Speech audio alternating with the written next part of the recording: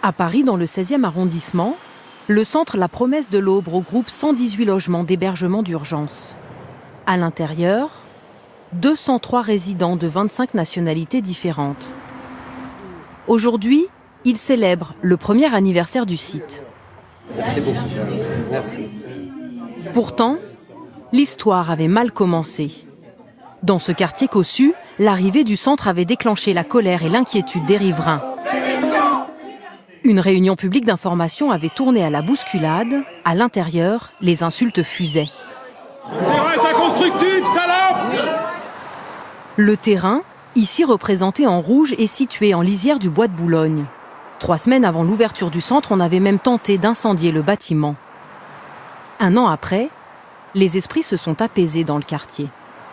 En soi, ça n'a pas donné plus de risques, il n'y a pas plus de délinquants ou quoi que ce soit. Donc, ça n'a posé aucun problème pour ma part. Et j'ai l'impression que c'est très bien encadré, c'est très bien... Pourquoi pas? Voilà, j'ai changé ma position. On va tous les jours quasiment se promener à proximité. On a même sympathisé avec des personnes hébergées. Et pour nous, il n'y a aucun souci. Un apaisement ressenti également par Mathieu Garin, le directeur de l'établissement. Tout s'est arrêté à l'ouverture du centre. La polémique s'est tue à ce moment-là.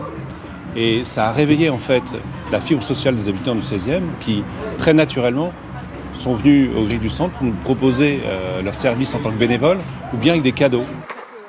Parmi les résidents, des personnes isolées, mais aussi des familles. Elles reçoivent des dons de vêtements d'associations du quartier. Les repas sont pris dans une salle commune. Les logements, eux, sont individuels. 18 mètres carrés pour cette famille de 4 personnes, arrivée fin juillet, après 1 mois passé dans la rue. C'est confortable. Parce que c'est bon, on a tout. 35 enfants hébergés sont scolarisés dans 3 écoles du quartier. L'anniversaire du centre, c'était l'occasion pour eux d'inviter leurs camarades de classe, comme la petite Djenebou et sa copine Louise, chacune âgée de 5 ans. Elles sont heureuses toutes les deux, elles sont très bonnes copines et je vais faire en sorte avec la maman de Djenebou de la prendre régulièrement pour qu'elle passe des après-midi tranquillement toutes les deux. Elle peut venir avec nous, passer le week-end avec Djenebou.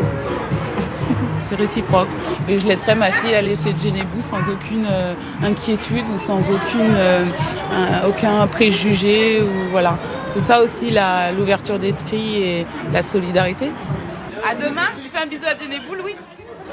Aujourd'hui, on estime encore à 140 000 le nombre de SDF en France. Le projet d'un 2e centre d'hébergement dans le 16e arrondissement est à l'étude.